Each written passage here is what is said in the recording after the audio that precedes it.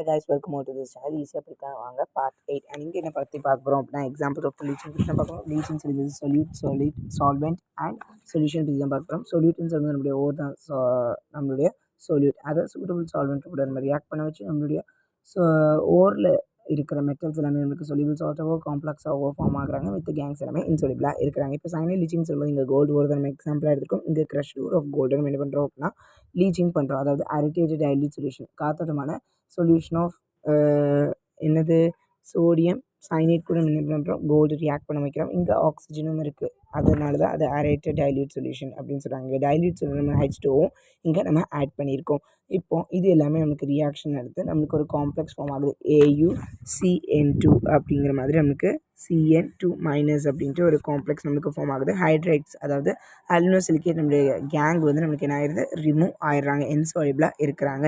இதுதான் இங்கே உள்ள கதையை. அண்ட் இப்போ என்ன